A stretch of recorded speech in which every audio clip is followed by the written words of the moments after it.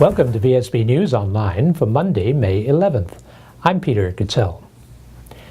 A Filipino crewman off the local freighter Somers Isles and his two alleged Bermudian accomplices appeared in court today charged with a variety of firearm, drugs, and proceeds of crime charges. Brian Darby has the details. First to appear before Magistrate Kamisi de Cumbo was 36-year-old Raminoto Aduan, a Filipino national employed on board the Somers Isles. He was charged with importing and possessing a firearm on May the 5th, along with ammunition. He was also charged with importing cannabis and possessing it with intent to supply, and on the same date possessing $5,000 he knew to be the proceeds of criminal activity. Aduan was remanded in custody as the charges are indictable and will be heard in Supreme Court on a date to be set. Next to appear in court were 42-year-old Jermaine Butterfield of Spice Lily Lane Sands and 29-year-old Kimisha Perrinchief of Railway Trail in Southampton.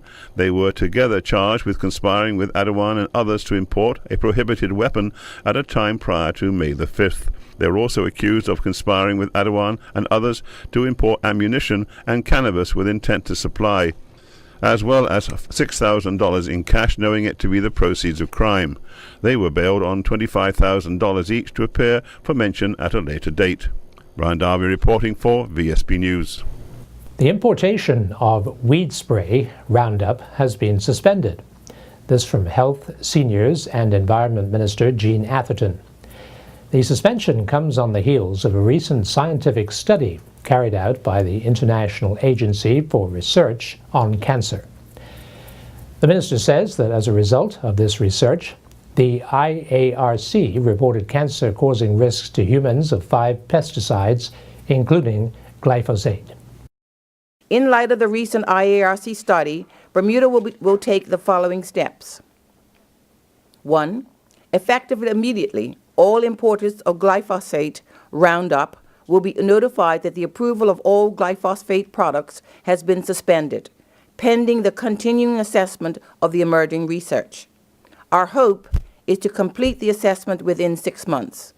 However, orders placed for glyphosate will be honored, with proof that the order had been placed prior to today, May the 11th, 2015. While the restrictions will take place immediately, there will be a grace period of 14 days from today for current importers of Roundup, during which they can make application at the Department of Environmental Protection to import small quantities of low concentrations of Roundup. No further applications for the importation of glyphosate will be processed during this evaluation period. I've asked the Department of Environmental Protection to convene a meeting with stakeholders, including the industry, farmers, landscapers, golf course personnel, merchants. B, the Bermuda Health Department, who are responsible for human health. C, the Department of Environmental Protection's regulatory personnel. D, the Department of Conservation Services. E, the Department of Works and Engineering, who conduct roadside spraying. And F, the Department of Parks. Terry Lynn Thompson, Senior Plant Protection Officer, has advice for those wishing to rid their properties of invasive plants. There are other options of pesticides that can be used, but I think that what we may do after meeting with the stakeholders is come up with a more comprehensive approach to weed control that utilizes biological controls, cultural controls, mechanical controls, like just going out and removing some of the weeds. And in collaboration, this approach is actually being taken by like larger cities and other jurisdictions where the use of pesticides is a part of the solution as opposed to the whole solution. The Bermuda SPCA is soon to have a new building to house larger animals, thanks to funding from the Stemple Foundation. Ground was broken today at the Paget facility, and Minister of Health, Seniors and Environment, Jean Atherton, officiated at a groundbreaking ceremony with Stemple Foundation representative Diane Berquist. Past SPCA President and Project Chairman Alison Williams speaks of the importance of the facility, which will be completed in a few months' time. I've had stables myself, so I know what it's like to house large animals, and It was especially pleasing for me to hear that you're going to have the ability to house a range of large animals, because there are, like you say, the cattle, and there's lots of other animals that we'd be worried about. But I think it's also a tribute to the fact that the SPCA has done two things. One, it raised the funds to make sure that it could go ahead with it. And also, I think that it's good to see that it has the flexibility so that it can deal with the range of animals. It's extremely important. Over the years, we've always struggled when we've gone to seize larger animals, something larger than a dog, where we're going to put them. So this enables us to immediately go into a situation where the animal needs to be removed and have somewhere to put them, and not have to rely on other external facilities in order to house them. Of course, in Bermuda, we're never sure whether we're going to get a phone call today about 3 horses or 5 cows or 10 goats. So it's very important for us to be able to have a facility like this so that when the call comes, we're going to be ready for it. So obviously we can go for a year. That's always our hope, that we go long term and the facility will be empty, because that means that animals in Bermuda are generally being housed correctly and looked after properly. But unfortunately, we do see cases that we have to take them right away and hopefully rehabilitate them and then adopt them out. Last week, the Bermuda Police Service rolled out a new roads policing initiative, and this weekend it came into effect. The police promised they would be more visible, particularly in frequent accident spots, and due to this, they would be handing out more tickets to offenders. Today, the police issued their usual daily report, but it had a few differences. Adrian Smat has the details. Police have issued their press release entitled Weekend Traffic Roundup. The usual weekend report consists of liquor license checks and reports of any serious accidents. Today's report includes the mention of the fact first responders attended a report of a single vehicle road traffic collision on Middle Road in Paget near Chapel Road.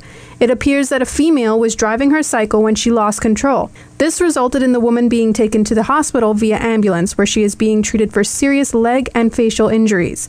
Further in this report, and what makes this unique, is where the police state that over the weekend there were 59 traffic tickets issued and 65 motorist notices, a notice that explains behavior without a formal ticket, as well as 18 arrests.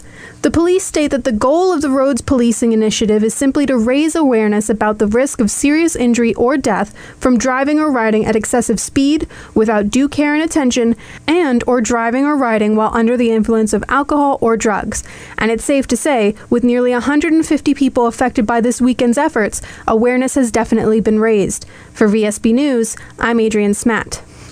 Coincidentally, with last weekend's international celebrations of the 70th anniversary of VE Day, comes the news that an exhibition of the volunteers of African heritage who fought in the RAF during the Second World War has received high recognition. In Bermuda's case, they were numerous, and the best known was aircraftsman Philip Lamb, who died in 2013 at the age of 90. He is featured in the exhibition entitled Pilots of the Caribbean. It has come second in the Best Museum and Heritages Awards for 2015, behind the Poppy exhibition at the Tower of London. The RAF exhibition is currently on display in Cosford in the West Midlands at the RAF Museum. And we'll be back with more news right after this. The Marketplace Food Court is you and your family's one-stop shop. Start your day at the Breakfast Bar with omelets made to order and traditional Bermuda codfish breakfast. The chefs will cook lunch and dinner to your liking. Along with the salad bar, sandwich bar, sushi bar, and fruit bar, the Marketplace Food Court is your kitchen away from home. Every day is hassle-free with nutritious meals from the Marketplace Food Court. Visit us 7 days a week. Homemade cooking, quality service, all at prices you can count on. Working with the full cooperation of the City of Hamilton, the Planning Department is asking all residents of Northeast Hamilton, as well as property owners and business operators, to help them come up with a new plan for the future of the neighborhood. This will be included in the City of Hamilton plan, which is in draft form at present and will come into effect in 2016. During the next 2 months, workshops and presentations will be held to reach as many stakeholders as possible, with the first workshop scheduled for this Thursday evening at Mongolia Place, 45 Victoria Street from 6:30 to 7:30. Topics to be addressed include building heights, land uses, streetscapes, parking, and transportation. In recognition of the global nursing profession, which celebrates its International Day on Tuesday, a Bermuda nurse plans to launch at 1 minute past midnight tonight, the first ever World Wide Web to which all nurses will be able to connect. King Edward nurse Janice Mullings, George, says that her passion for nursing and the inspiration for creating the Internet link came from the same person, nurse manager Margaret Seymour. The inspiration basically came from my nurse manager a few years ago, Margaret Seymour, who unfortunately passed away earlier this year. I saw Margaret as a very passionate nurse and a nurse that always ignited passion in young nurses like myself. And that's where the passion for this entire thing came, in terms of looking at how I can let my passion or my fire basically spread to other nurses, not just in Bermuda, but all around the world. How are you going to do that? Well, basically, everyone uses social media. I'm sure everyone has a Facebook account. And therefore, what I'd like to do on the launch date tomorrow, which is May the 12th, International Nurses Day, is to launch the Facebook page and ask individuals to like the page, share why their names, where they're from, and what made them passionate about nursing or being a nurse, and join the discussion, because monthly we'll be having topics and various things that nurses around the world or nursing associations around the world can share that they are doing in their arenas. Is it a website concept? Yes, it is also a website concept. Actually, tomorrow as well, we'll be launching the website, and the website will direct you exactly to where and what we're about, our mission statement, our vision statement, and you'll definitely look for this vitals icon that will definitely let you know what we are about, and you'll be able to see where we would like this to go. And definitely it's a global view. We're looking at connecting Bermuda with the rest of the world in terms of nursing. And you're hoping for a positive reaction? Definitely. Basically, this site is not for anything negative. I'm not looking for anyone to talk about their institutions or their associations in a negative way. I'd like individuals to share positive stories about what nurses are doing around the world. We have the Ebola fact that happened in Africa. I'm sure there are many positive stories that nurses can share on this global site so that we can get a glimpse as to what they're doing in their countries and connect. You're a busy girl, obviously, working as a nurse. Are you going to have time for this? I will have time for this, but I also have a great support team, some of which you have seen before. The support team will be there to assist me in helping to get this initiative going and to keep the initiative going. So we already have the entire month of May actually planned as to what we're going to do each day. When he is not out, keep an eye on liquor licenses for the authorities.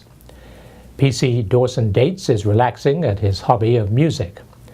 The Barbadian has now produced a calypso called Be My Deputy under his stage name, De Sheriff, and he has invited 2 high schools to compete at producing a video in time for Heroes Weekend in June. He told us all about it. It's called Be My Deputy, and I have another component which I am due to add to the song, which is basically a music video so that I can have it played on YouTube. 2 schools or 2 high schools, they being Berkeley and Cedar Bridge, the public schools, have actually been in a challenge to see who can produce the better music video of the 2. We have Shewa Bean, who heads up the media department at Cedar Bridge, and Mr. John Woolridge at Berkeley, and both of them are basically laying claim to the prizes which we want to have available to the 2 schools. And once the video is produced, will it be available? Yes, the video will be available. Well, due to the fact that the children have examinations all within the next coming weeks, then they have asked for a deadline of Friday the 5th of June, which is exactly 1 week prior to Heroes Weekend, which is going to be a very big thing in Bermuda from the 12th to the 15th of June. You'll announce the winner on that date? Yeah, definitely. Are you happy with it? Very, very happy. People in Barbados have already heard it, and they are very pleased. People in Bermuda who have heard it are very pleased. It played at the Police Recreational Club last night. It has been playing at Henry VIII, and last evening I went down to Gumby's where they were having a Mother's Day celebration, and it was well received. We can claim it for our own as well. Oh yeah, definitely. I must say a monumental thank you to Vsb 1061, because you guys have been backing me not only in this project but throughout the last couple of years with the Police Variety Show, and you always never ask for a dime despite the fact that this is a harsh economic climate. And now we turn to Earl Baisden with the latest from the sports desk. With just over a month before Bermuda's 2018 Russia FIFA World Cup qualifier against Guatemala, VSB Sports can report that the Bermuda national football team is preparing to take on Mexico's under-23 national team in Mexico and then host Puerto Rico's national team right here in Bermuda. Details are being finalized, but once the Bermuda Football Association confirms the dates, we'll be sure to bring them to you. The Bermuda Football Association hosted their 2014-15 award ceremony at the Cedar Bridge Academy on Saturday evening. Here are the most valuable players in the Premier and First Division. Premier Division, most valuable player. Nominees are Gavin Day from Western Stars Community Club, Sports Club, Shaquille B, Samson Cricket Club, and the winner is Gavin Day. First Division, MVP. The nominees are Danya Taylor from Boulevard Community Club, Lizandro Simons from Devonshire Colts, and the winner is Danya Taylor. Lamont Marshall took to the track to compete in the London Runner Distance Classic in Ontario, Canada. During the men's open 1500 meter run, Marshall finished second. Marshall crossed the line in a time of 3:48.53, finishing behind Connor Darlington, who crossed the line in a time of 3:48.07. Marshall's time saw him qualify for the Pan American Games, beating the required qualifying time of 3:49.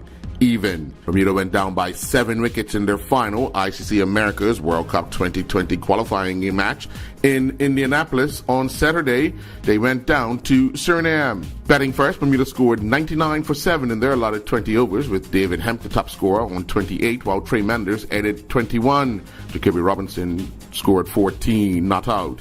In reply, Suriname scored 103 for 3 in 19 overs. Captain Gennaro Tucker was the pick of the Bermuda Bowlers with 4 overs, 2 for 21.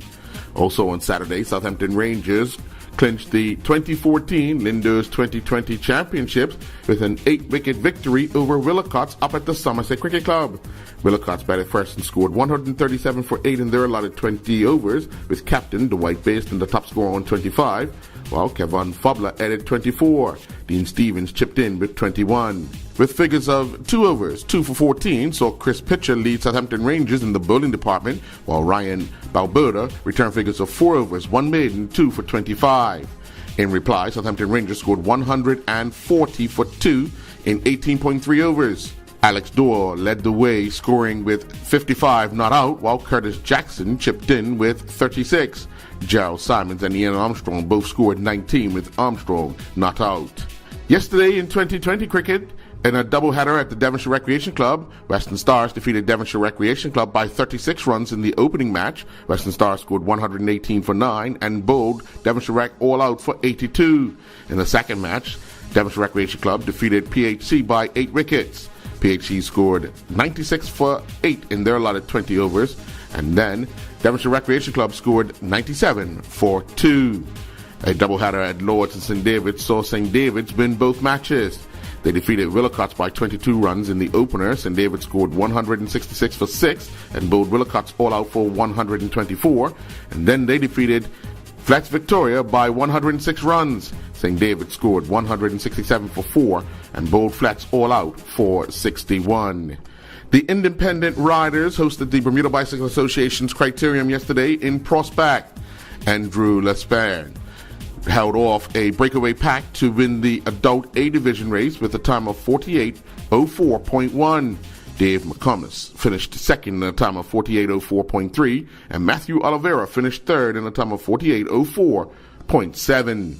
Alyssa Rouse won the women's division, crossing the line in a time of 25:50.5. Erlina Ingham finished second with a time of 26:03.2, and Tristan Narraway finished third in a time of 26:31.6.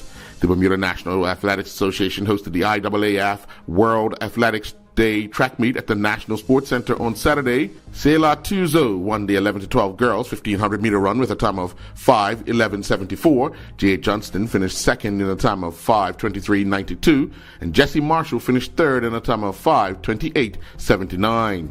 In the 11-12 boys 1500 meter run, it saw Daniel Cook run to victory in a time of 5:22.32, and Seth Hartman finished second in a time of 5:39.16. Ryan Otterbridge won the 11-12 boys 800 meter run, clocking a time of 2:24.44. Cook finished second in a time of 2:48.30, and Hartman finished third in a time of 3:00.06. Messiah Greaves won the under-17 girls 800 meter run with a time of 2:34.87, and Michaela Otterbridge finished second in a time of 2:38.02. The Bermuda Equestrian Federation hosted the FEI World Jumping Challenge 2015 for Zone 10 at the National Equestrian Center on Vesey Street yesterday. In Category A, that saw the height of fences at 1.25 meters, Emerson and Philip Correa recorded a time of 58.36. They had 4 penalty full points, while Southern Eclipse, ridden by Michael Rodriguez, were eliminated. Carista Rebane and Helsinki Van Def Hafak recorded 2 clear rounds with a time of 57.36 on her way to winning the Category B division with heights of fences at 1.20 meters. During Category C, the height fences of 1.10 meters, Carolina Gould, ridden by Dale Rochester, recorded a clear round in the first round, but went off course and was eliminated in the second round. I'm Earl Baisden reporting for VSB Sports. Looking at the weather for Tuesday, May 12th, it will be partly to mostly sunny. Winds will be southeasterly and light, veering southerly by afternoon, and increasing south-southwesterly, light to moderate overnight. We are expecting a high near 76 Fahrenheit and a low near 69 Fahrenheit. This weather forecast is the courtesy of the Bermuda Weather Service. Thanks for watching VSB News Online for Monday, May 11th. I'm Peter Cattell.